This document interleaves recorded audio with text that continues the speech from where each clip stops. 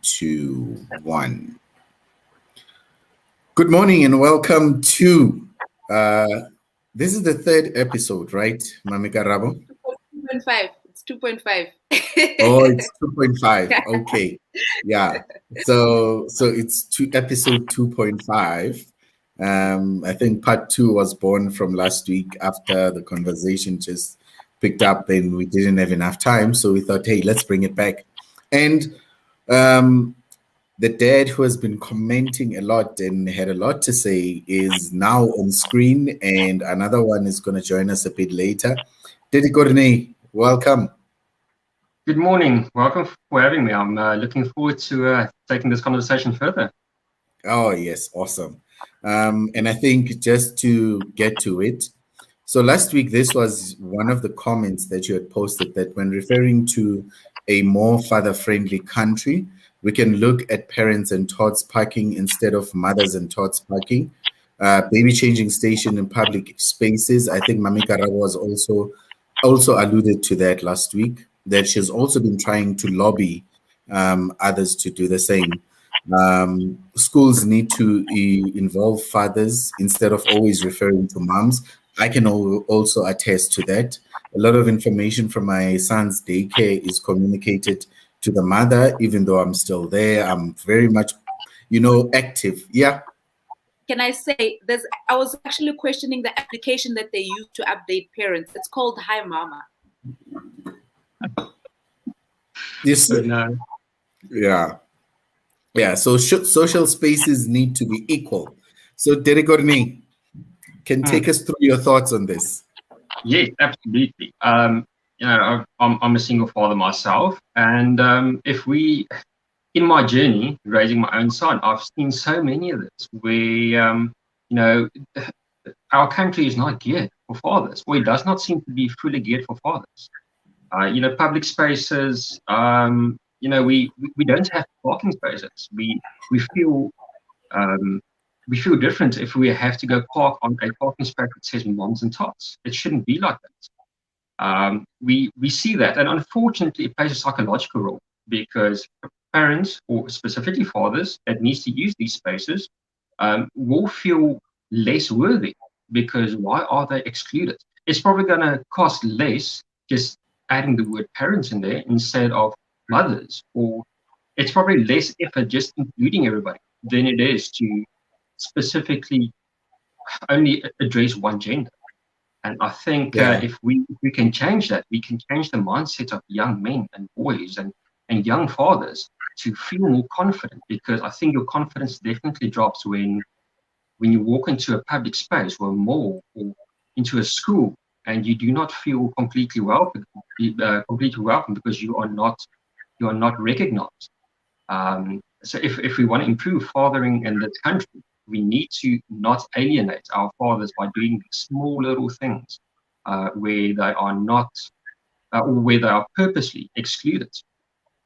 Using the word parent will make no difference to anybody on boards and signs in public space.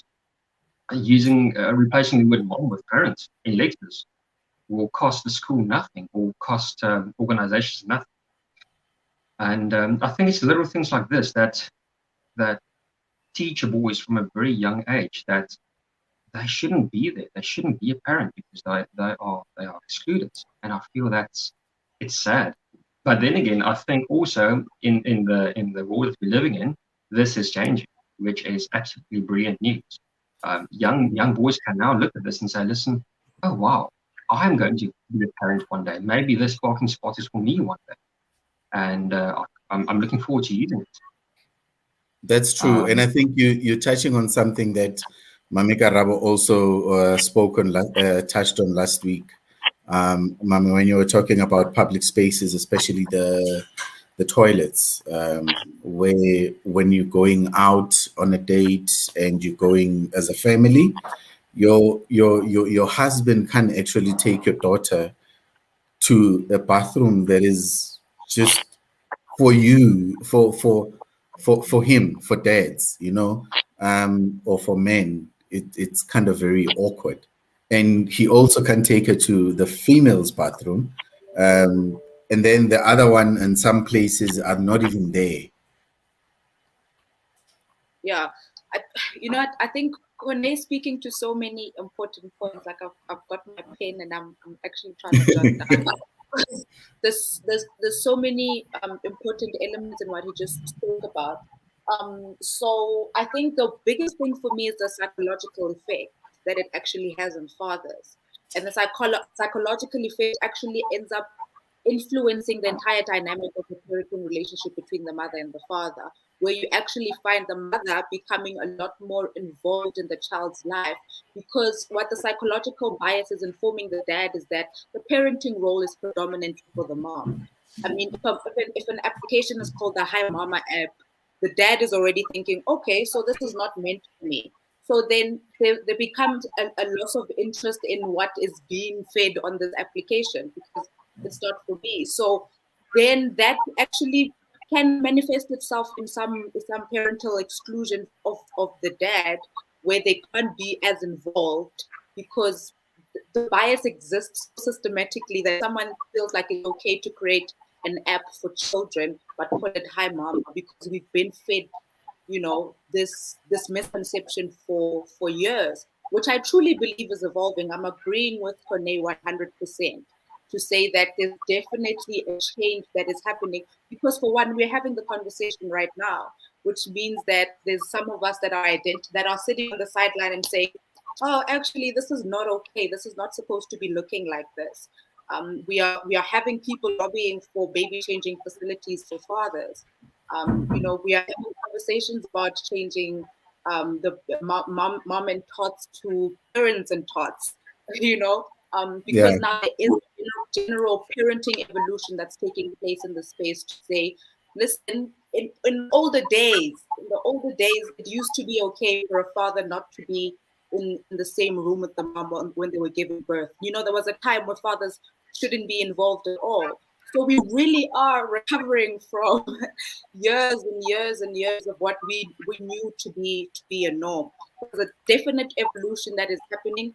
It's just that we might be feeling like it's happening at a really slow pace, because you're like, really, it's 2021. Why should we still be justifying why 10 days is actually not sufficient for a dad after the birth of a child? But we still have to have a conversation, and we have mindsets to change and perspectives to change.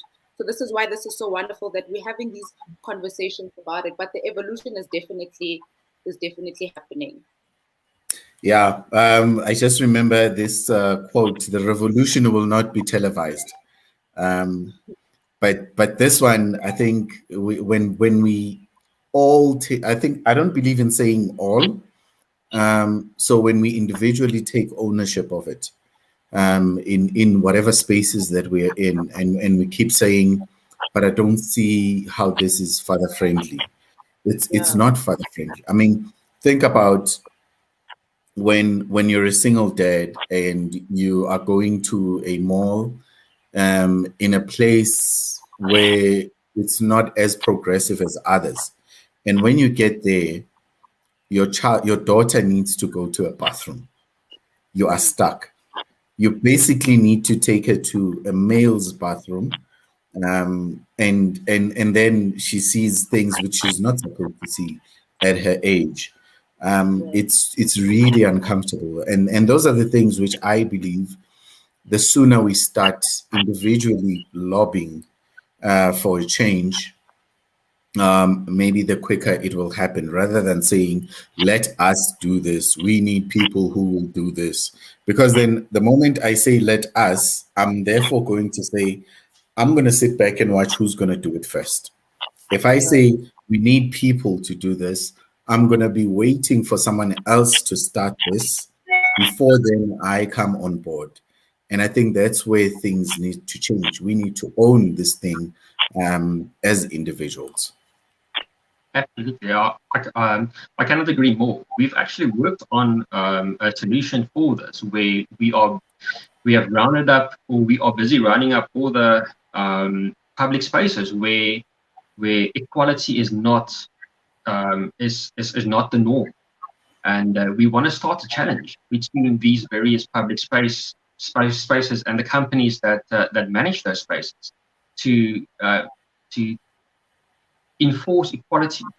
And I would like to create a challenge between all of these different companies. It's going to be a thing where we can feel proud about the equality that we are that we are implementing, and that the way that we are progressing the country can be televised in a way, or it can be made a social media topic, because it's just something that we can be proud of. We need to destigmatize fatherhood, and we can hashtag that, destigmatize fatherhood. And I think there's so many things that can be done that we don't necessarily think of at this specific moment. But the more people we bring on board, the easier it will become. There's many ideas. I've got many ideas. There's been ideas pitched to me that we just need to implement.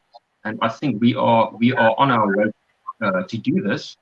We just need the rest of the country to rally behind us, and we'll probably have this done in a very, very short manner. We can definitely do this. Yeah. Mummy? I have a question that might digress the conversation, but let's see where the conversation takes us, right? So, okay. So the lobbying that's happening in the fatherhood space, particularly in South Africa, is it actually happening to encourage men that actually want to do this, right? Because Kone is talking about destigmatizing fatherhood, but how many dads really actually would like to spend more than 10 days with a newborn in the house? Because the fact is, we still have ridiculous, statistic when it comes to absent fathers. Yeah. We still have dads that feel like it's okay for me not to see my kids for months on end, or call or support them financially. Mm-hmm. We still have situations like that. So the continuing lobbying for fatherhood, because I'm a total advocate for fathers. And sometimes it's weird for a mom, because when you go to the motherhood space, there's actually a lot of resentment that exists when it comes to fathers, because those are mothers that are actually sitting at the end of it saying, yeah, actually, you are trash. Like, I had a baby by you and I thought you'd make right by me, but there you are choosing to continue with your life as normal and leave these kids to be here, and I'm fending for them. So, yeah. It's just difficult. Are there more fathers that actually want to be involved? I think it starts out. It's going to backtrack to how we started last week's conversation around the awareness of what you need to do as a father, the requirement upon you to be present. So the moment you're present from the conception, from the time that you know that you're pregnant, and then the stages develop and you are there.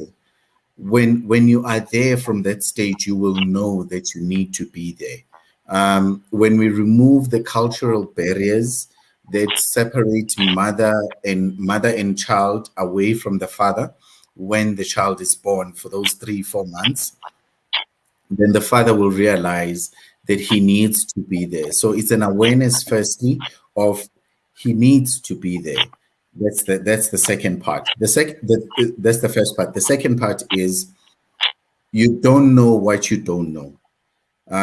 As a dad, you may think 3 days is enough for you. Okay, the baby's there, but before you know it, you are there trying to be present, but then you're thinking maybe this is your first day off, and then you're thinking in 2 days, after 2 days, I'll need to get back to work.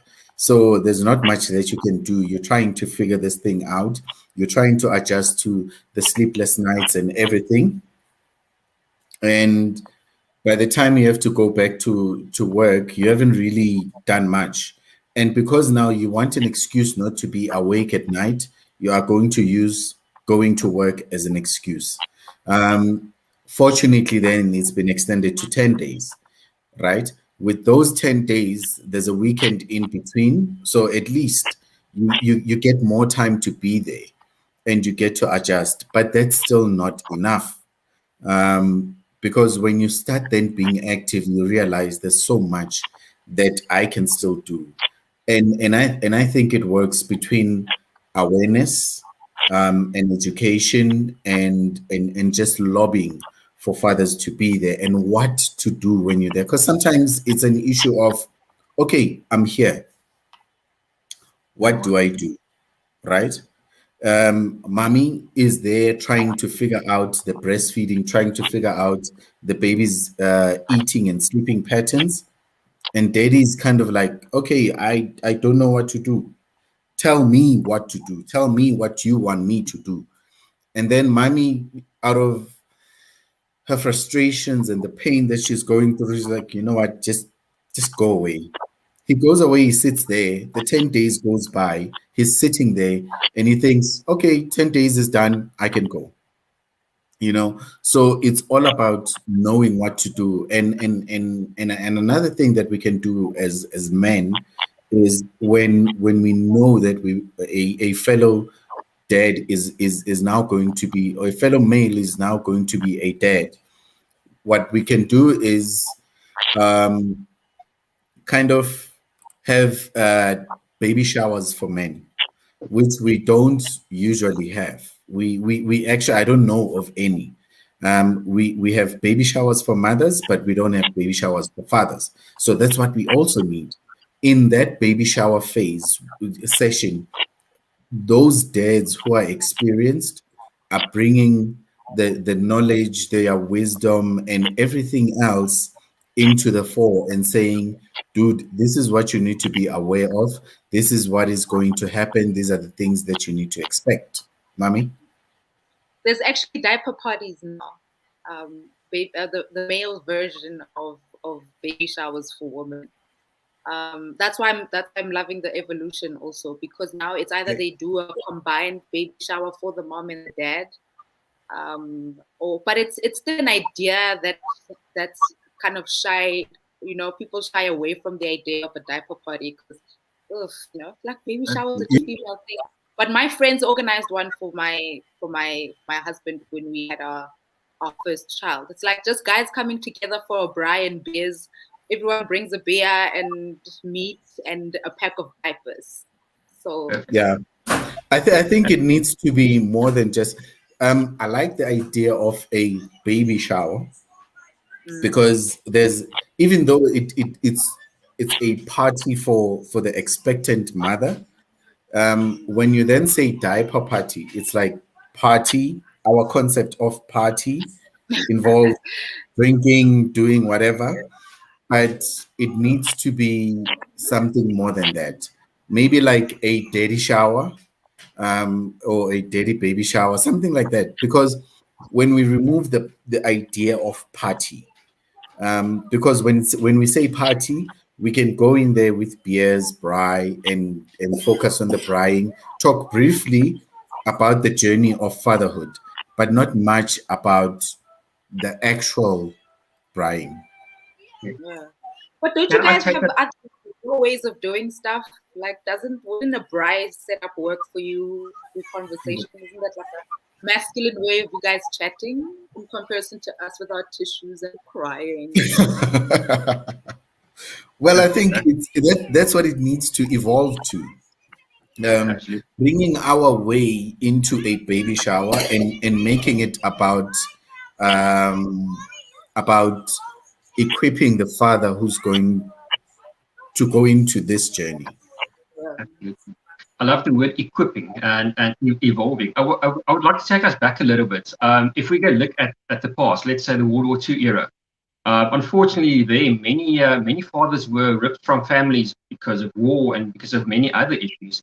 And we evolved into humanity where fathers are obviously they were forced to be away from their homes, and things have changed. I mean, if you remember back about 50, 60 years, long before my time, but if I've obviously studied up on some history, and if you go look at that, that's how women had issues with rights, and that's been rectified, or that's been mostly rectified, although there's still quite a lot of work to do.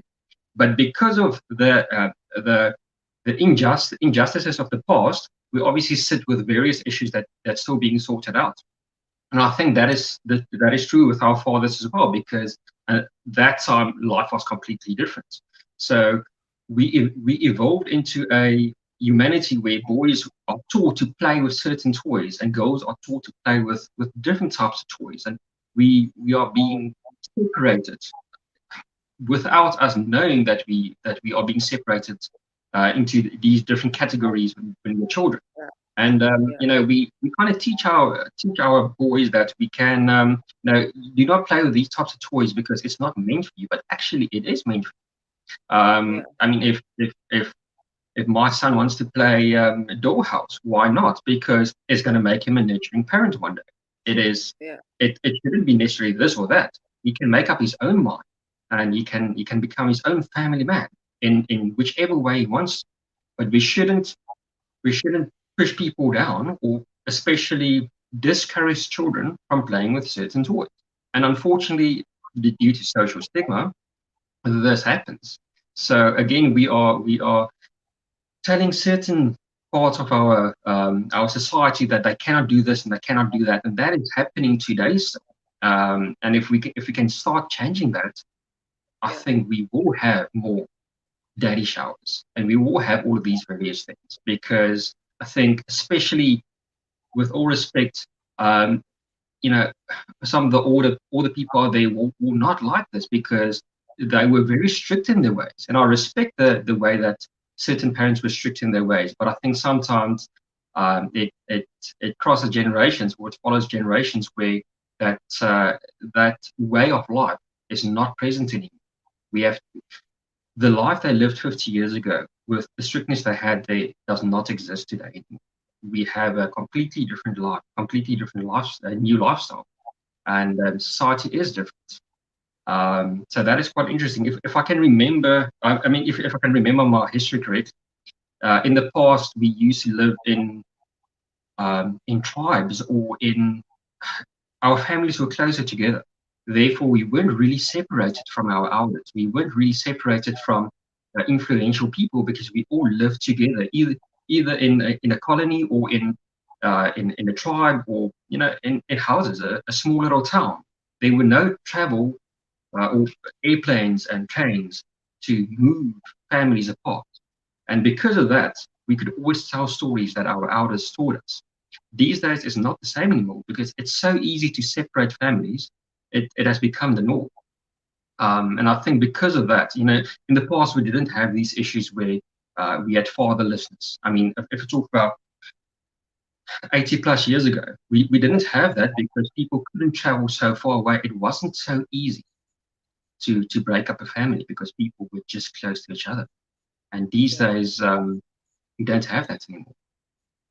But I think it's a little different in a Black context, right? Because what you're speaking to in reference to World War II is actually the biggest contributor to the cycle of fatherlessness particularly within Black families. Because if you look at the statistics now of absenteeism when it comes to dads in the country, it's predominantly Black fathers. Because we for years we lived under a system that was like just cruel to Black people, and unfortunately, for employment purposes, dads would move or work in different areas. So that separation, fathers working in mining areas and being separated from their families for quite some time. Zibuse said something that's what I thought about when he said, "You don't know what you don't know." So a lot of black kids who are now fathers also grew up, like, got fed into a cycle of fatherless, growing up in the absence of their fathers, particularly because of that system. So it's quite complex for us. I must actually share the article I wrote on one of the blogs about the cycle of fatherlessness, because it's quite a complex in a South African context. Yeah, that's an interest. I'd like for us to just take this comment from Usfiso. Yes and no, because men are still made to feel that they need to be providers, which then says men must always be at work. When he's not at work, he needs to relax, which sometimes it might not have anything to do with the new family member, which is the baby. And yes, most men don't know how to really express their feelings towards the child. So men would want to take a lead from the mother on how to help. Other thing that comes to play is that we all grew up differently, which some other things were. That history of growing up differently is another one that if we don't, I think, if we don't teach our sons and daughters now, that to our daughters, we need to teach them inclusivity, allowing others into that space. To our sons, not to distance themselves from certain things, like what you were referring to, Kone, when you were saying, if your son wants to play dollhouse, then let him be. Let him explore, because then when you start saying boys can't play dollhouse, girls can, and girls can play with dolls and boys can't. Girls can't play with guns, but boys can. You know, all of those things. What are we doing to our children, mommy? So there's a concept called gender neutrality in the parenting spaces, but it's actually it goes really deep, because then it says parents should stop referring to their kids as girl or boy. Like it's quite a complex one when you want to really learn it. But I love the foundation of it. Like I just love the basis of it, to say gender neutrality is not saying to your kid, dishes are for girls. No, don't wash dishes. Those are for girls, you know? Like when you're raising a boy and a child within the same household, it doesn't matter if they're a girl or if they're a boy, which is quite complex, right? When you're trying to raise them, because of what we are used to. Like the guy is the one that takes out the trash. Why? Like why can't girls just take out the trash? So gender neutrality for me, besides the whatever academic definition of what gender neutrality is and its complexity, me, it's a general understanding that it doesn't matter if you're a girl or a boy. If you want to play your doll, you're gonna do that. But it's complex to implement in society, because then your kids then go to school and then the school is teaching them differently. Like I was trying to be a gender neutral parent before Timo went to school, because the first 2 years of her life, she could play with whatever toy. Like there were building blocks that had a picture of a boy, and I'm like, what? Why are building blocks just for boys? And it said boy toys in the category on the website. I'm like, no, I'm gonna buy that. Like I bought whatever I thought would interest her and help her develop. But it's complex to do that, because then she started going to school and she would literally come back and I would try to get her dressed in a certain jersey, and she's like, "No, mommy, that's for boys. I'm not a boy. Mommy, am I a girl? Mommy, or am I a boy?" So you can do that within your home and try and balance it out and say, you as a girl, you're going to learn how to fix the tire, because girls have to know how to fix tires. But then you go outside and then society says, no, girls don't do that, boys do that. So it becomes a really tough one to implement. Absolutely agree. And that's how we teaching our young people to not have the skills, unfortunately. Unknowingly, this is what society does. They are teaching our kids to not be a part of certain things. And I wish we can put more effort into changing that. You know, separating the genders like this will cause issues in the future. I mean, we cannot expect positivity from subjecting our children to negative thoughts and negative things that we force upon them. We cannot expect positivity from that. You know, we study for a reason.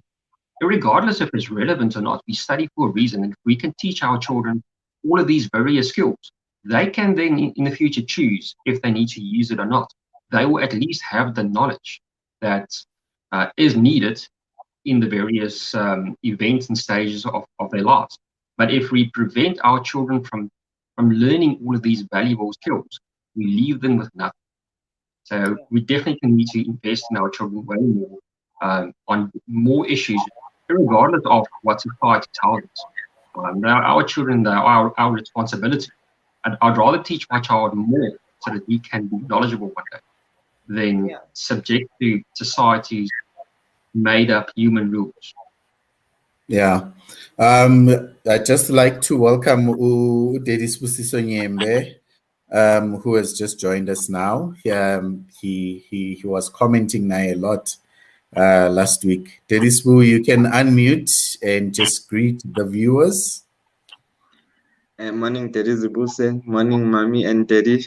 So thanks for the invite. I hope I'll add more of info. And sorry about that. I had to attend some work meetings before I can join. No, it's good. Yeah. And then I'd like us also to now address this earlier this comment here. It's interesting. Many cultures and I think this was supposed to be religions around the world do not have these gender-related things.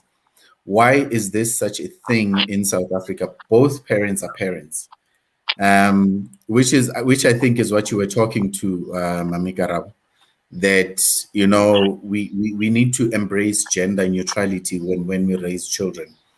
But I think another thing that we need to be conscious of, which I don't think we are, when a child is born, the first question that's asked is, what is it? Is it a boy? Is it a girl? Or especially if that was not determined from during the pregnancy, when the child is born, then that's actually the first question that is asked. Is it a boy or girl? As if that would change anything at this point. You can't say, take this child back, I want maybe a girl, or take this child back, I want a boy. It's there. So what then? And then what we also do is the clothes that we buy, when we want to hint that it's a boy, we go blue. When we want to hint it's a girl, we go pink, and all of that. It's things that we are socialized into doing, such that as a man, when you start wearing either a pink top or a pink shirt, you then others would look at you quite strangely.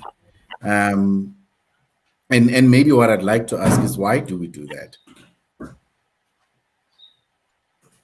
Yeah, that's an interesting thing. I just think it's so deeply embedded in our society, like, I tried to be very conscious about me not being the pink mom. Like, we would actually even like fight with my husband. He's like, just get her a pink dress. I'm like, no, but I don't want to. But I could still control what she would wear, right?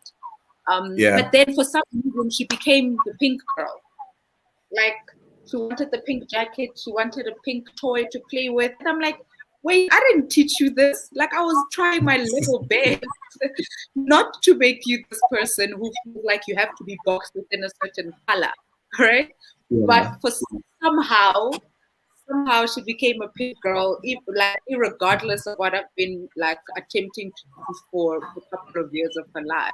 So I think it's just so deeply embedded just within our society. Like, the bias is just so deeply embedded. Like, it's mind-blowing. I don't know what work we'd have to do to like break a system like that, but I don't know. It's really embedded. Derisbu, your thoughts on that? Yeah, I think for me, the color, it's not that of a problem. However, we already in a society where when a man is wearing maybe pink, then it can be look maybe as if, oh, maybe he's gay or something like that. However, I'm not actually interested in the color. What maybe I can say I'm interested in is that as much as you can wear any color anyhow, or you can do anything or play with dolls, but I think we should to focus more on saying when maybe a baby boy is playing with the dolls, does he get the understanding of why is he playing with that doll? Because it's more of an importance maybe that to teach that at a young age, that maybe when a boy is using a doll, playing with a doll, he must understand why is he playing with the doll and how can he play with it. So maybe that will teach that even if we grow older as men, we will understand that, okay, there is nothing wrong using a doll, but it should be of a teaching than just maybe what we are now. Because for now, if you look at it, it's all about, okay, there are girls' toys and boys' toys, okay, of which, yeah, it's still something that needs to be looked at. And even on the guns, yeah, the one for the guns, I see, I hear you touch one on the guns. On one of the guns, yeah, I wouldn't touch on them. I wouldn't like to see my son or daughter playing with a gun because it's or a knife. I know that when I grew up, I had a lot of toys where they've bought me guns and I need to be a police officer and shoot people and all that. But at some certain point, it end up giving a wrong impression on some of us because we are not always there when our children are playing. So we should be careful on such things. So, but it's very important that even if those children are using those colors, it shouldn't be of a problem that you've used a certain color.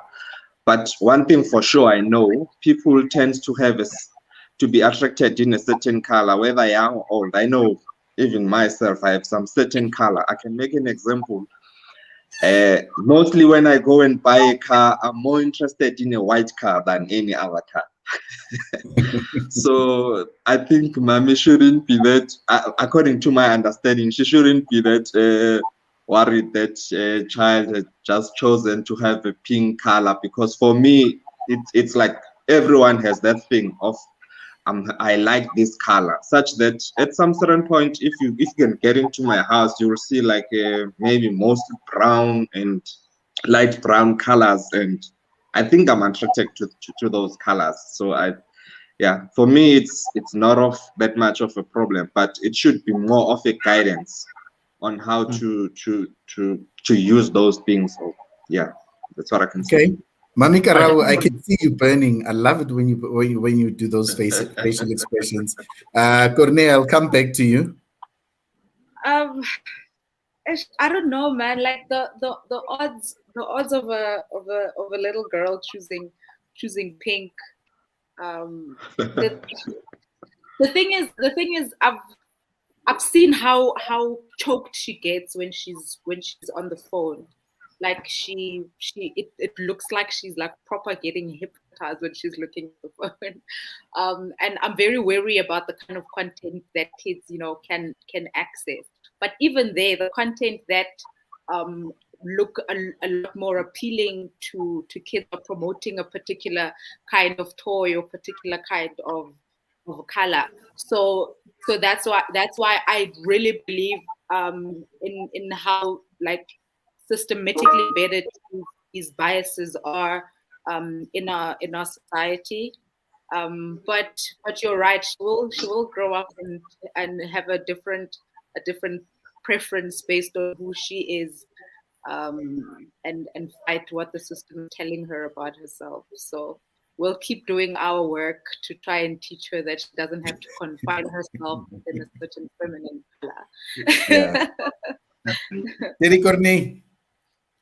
Yes, influences. I think it's very interesting how we influence our children. And I mean, we currently only see South Africa, and we tend to talk about how things are done in South Africa. But if we go look at many other countries, they do things so much differently. We obviously, we ourselves in this meeting is affected by this as well, because if we go look at, let's say, China, for instance, they do not necessarily have the same preferences that we do. So we can definitely raise our children completely differently, but the problem is, how much are we influencing them? I think we can put forward to that. At home, they get about 20 to 30, maybe 50% influence from us as parents. And then when they go out in society, they, the other 50% of influences come into play. So we can definitely do quite a bit. And I think we need to encourage other parents as well. I mean, they do not necessarily know this. You do not know what you know. Like you said, it's we need to have these discussions with our neighbors, with our friends. If we have a braai over, just start this conversation. I mean, some people will not feel comfortable having this conversation. But we all felt uncomfortable the first time we had to ride a bicycle. It's just one of those things that needs to happen. Society needs to progress, and we are going to be the tools that's going to progress society onto the next level. So we need to definitely encourage other parents as well and start this conversation, because if they haven't thought about this, they aren't developing the idea in their own minds. And I think this is a brilliant tool that we can use. Social media is absolutely fantastic. We can reach so many people with this. And I think when we do not fall under these social pressures, other people can siphon that off us. They can learn from us not to be affected by these various social pressures, because we handle it so much better than some other people might, because they have not had the experience to think about this and to think about the future and develop the ideas logically in their own minds. So I think we as parents in this meeting definitely have a foot in the door to change humanity in South Africa. We just need to keep this conversation going. There's so much to learn. I mean, if we go think about this, mothers have raised this country for the last few hundred years, and there's so much that fathers can learn from mothers, because we weren't always a part of our children's lives. And it's absolutely beautiful to know that there's a wealth of information that we as fathers can learn from the mothers. And that is also true if we go have these conversations with other people in society and in public, to teach them or to implant the idea that children do not have to grow up like this. Things can be different, just as we can learn quite a lot from others, so society can learn from us as well. And I think that's a very important tool. We need to share this information and just share our ideas. People will come up with their own opinions, which is correct, but they will also start sharing it the moment they realize there's lots of power in how society can be and in our own thoughts and what we want to do. So absolutely looking forward to that. I want us to now take this particular question here, this comment here. There is Fiso again with the issue of playing with dolls. He says, in Black families, when a boy plays with dolls, then he will be seen or referred to as being gay, because we're taught how a boy child should play and do chores in the house, compared to other races where children are seen as children and not as boy or girl, which in turn says the teaching needs to start at home, especially with the older generation, our parents. It gets better with the more modern parents. I think if we look at maybe if we look at a macro, let's say if we look at the bigger picture, and the social ills that we see, a lot of them started in the home. A lot of the homophobia starts in the home. When a boy child is labeled gay and made to feel like a subhuman just for choosing to play differently or just for being who they are and expressing who they are. And if we can correct the perceptions from the home, if we can teach right, Dedimish usually likes to say we must raise our children perfectly, but not aim to raise perfect children. We can raise our children perfectly. And that's one of the things that we need to do. I'll then open to you and hear your thoughts. Mami K? You are mute. Yes, sorry, I'm back. I think most of who our children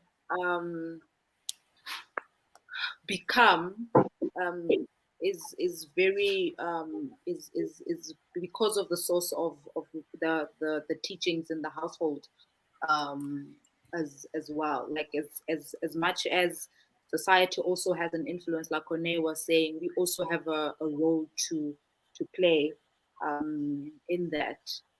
So, like I said, it's quite difficult to be able to counter the noise, right? As a parent, like for example, if I'm teaching Simuloho that you can play with building blocks, they are not they're not just for boys. And then she goes somewhere else where she's now being told, or she watches content that's showing the building blocks for the boys and then the dolls for the girls. So that's also the noise that comes from society. But I think we also have a big role to play in that. So if it actually has a bigger influence, because then if my son is playing with dolls and gets a reaction from me about how barbaric that is, then he's gonna start having an attitude about dolls. So in terms of him saying the work needs to happen with the older generation, I think that's gonna be that's gonna be a big job, because now you are breaking a whole belief system that happened to their own conditioning that's been taking place for years. Like the older generation have been influenced for years, and like a lot of them are so stubborn in their belief. Like I made a comment to my aunt, who's quite old, like in her 70s now. I made a comment about how I don't hit I don't hit my daughter. And you try and explain why you don't want to do that. Sometimes you don't, because you just don't want to get into it with them. But they are so stubborn in their beliefs that in order to discipline a child, you have to hit them. So so it's harder to influence them. It's harder for them to change their perspectives about, boys don't cry. Because I was actually watching a video yesterday about the mom was talking about how if their son falls, like their young son falls when they at their grandparents' house, the grandmother will say, "No, come on, big boy, stand up. You don't have to cry. Come on, boys, don't cry." And then she did a thing where she closed the son's ears and say, "No, block out the noise. You're okay. You can cry about it," right? Because the older generation has been taught that boys don't cry, men need to be rocks and all of that. So the work actually has to happen with us.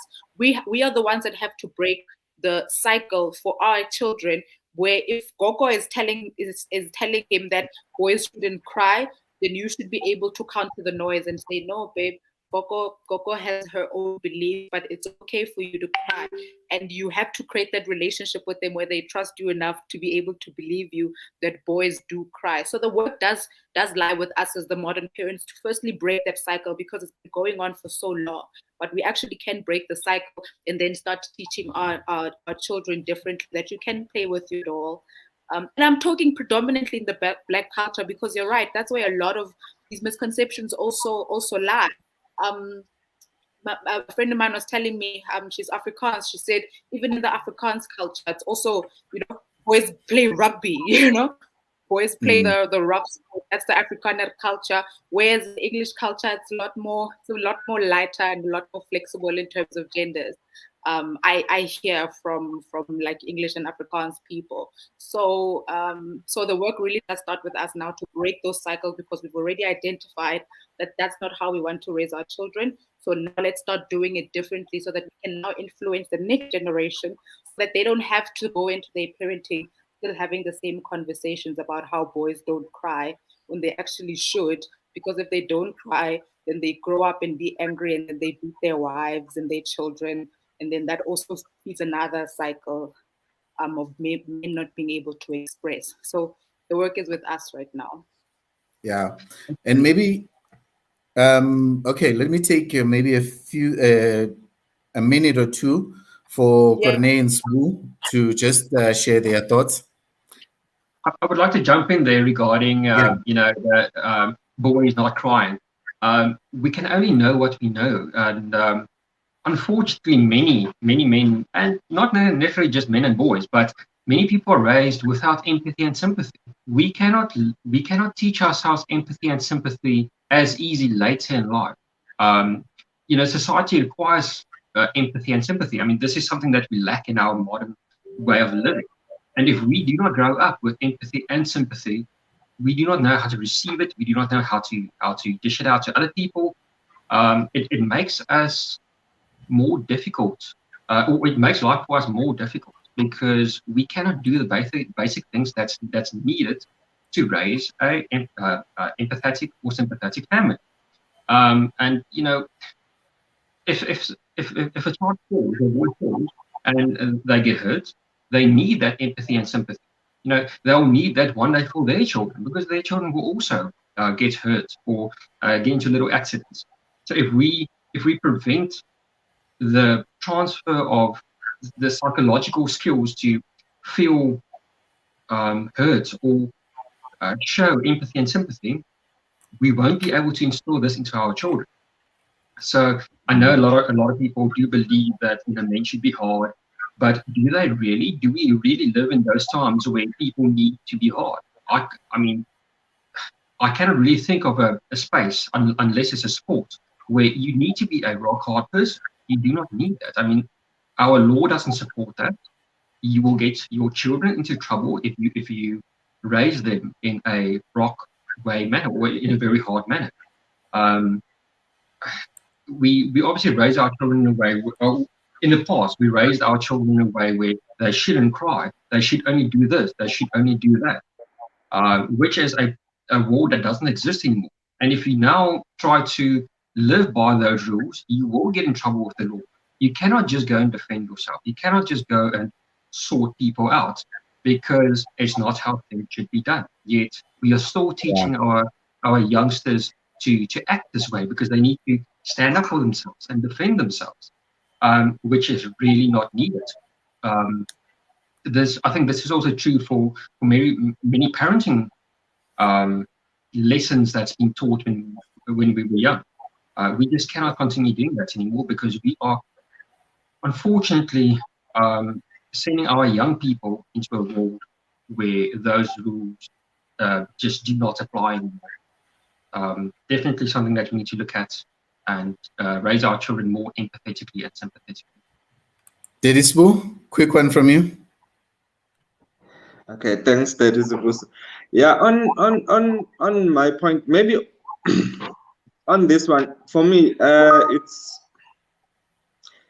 yes, we shouldn't maybe play more role on differentiating the children's, that you shouldn't play with this, you shouldn't do this, you shouldn't do that. However, I've got this thing of saying at some certain point, but at some certain point, we need to be more careful on making, especially boys, because I've seen some trends now that.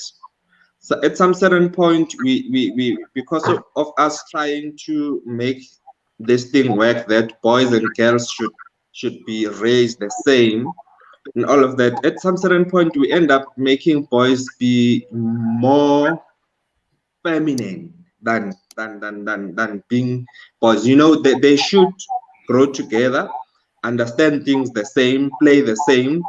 However, we shouldn't make boys be more feminine, because at some certain point when we grow up, boys will tend to have a problem, because they will never understand again on the other side that how to be a man actually, because we only understand the feminine side. I can make an example, like as we always complain about a baby boy being raised by a mom, and you only find out the mom is making the boy to be more softer, of which it's at some certain points when you grow. I've seen that. Even my mom, I grew up with my mom and dad, but I was too close to my mom, and I've realized that at some certain point my mom made me be more softer, such that I even understand some other things, mostly about my father, when I was old enough that I know, man, this thing actually, it should have been like this. So I think in all what we do, we shouldn't push the other side to be more feminine, because we need, even though we allow them to grow up the same, play the same games and everything, but on the other side, we need to focus more on saying boys shouldn't be more feminine, because when we grow older and we become husbands, that thing, if you're more feminine, you will never understand how to play your role as a father. You will end up being more softer and not understanding your role. I think that is the point maybe I can raise. Okay, Thank you, Teddy. So, I want us to now kind of wrap up the actual topic, the first few days of your baby's life, and right, um, from what I see here, we are all parents, and we've gone through that. So, what I'd like us to think about is from the day you knew you were pregnant to the day your baby was born and those first few days. What are the lessons that you've learned? Whether things that you did wrong or did right? What are the, let's say your top five things that you would like to share with the new parents, or with the parents to be, or with the dad to be? Um, so I'll start with Sbu. Yes, thank you again, Teresa.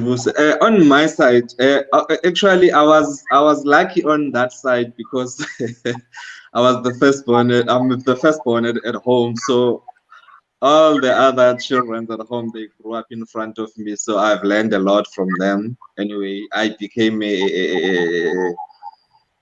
I get to understand how to raise a child, because fortunately enough, mom and dad, both of them, they were there. So I got to understand. But there are a few things that I've learned when with my first child. One, it's that at some certain point, that becomes that a bit of a conflict of saying, mommy should understand that it might happen that a dad might know more than a mom, depending whether you had children at home or not. So there were some issues that I had with my first child, of which it was all about when I would say no, but we should, maybe I think we should do 1, 2, 3, and you'll find out the mom is not happy about it up until maybe she gets some confirmation from someone else.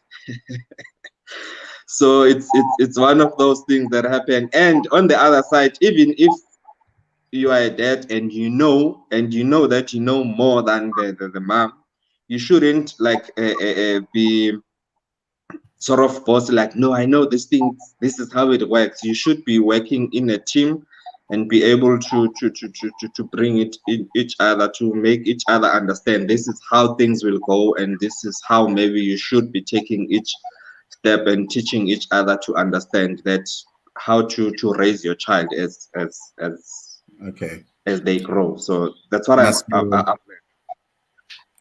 Didi Courtney, your thoughts? Absolutely. I think it's a very rewarding opportunity that we've been given as new parents, and we should see it that way. I think many people perceive children as hard work, no sleep, lots of crying. But what it actually is a new chapter that we as parents can write, and we should accept it as very rewarding. And we are in control of a brand new child's life, and we can form that to change the world. We can form that child's personality and life to change the world. But I think in addition to that, we should be supportive of each other. I mean, mommy and daddy should definitely be supportive of each other. It's obviously difficult for both parents, especially if you have your first child. It's a whole new experience, and you're going to be alone most of the time. You need to figure this out, and we definitely need to be supportive and learn from each other, because both parents probably grew up in a different in a different household. So I agree with Daddy there. You shouldn't put somebody down. Definitely learn from them and allow them to have. Other than that, support groups. I think support groups is very important. Go onto Facebook, go look for your local support groups where you live, and allow your friends and family to teach you and to help you with that. I think other people that obviously had yet other children or multiple children definitely know small little tricks that you as a new parent will definitely appreciate as soon as you learn that. But I also think there is an opportunity where we as parents will take the responsibility to raise our children correctly. So yeah, thank you for that. I appreciate it.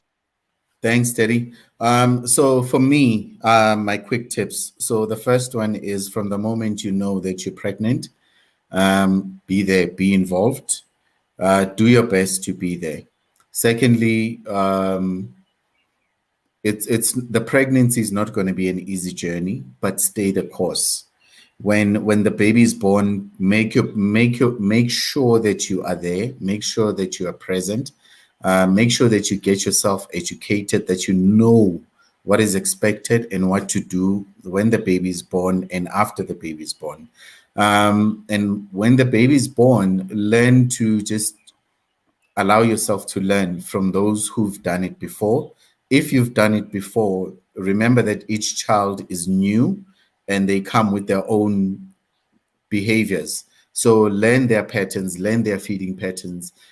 Just basically be present, and don't be too judgmental of yourself. And with that, I'll hand over to my co-host, Mami K.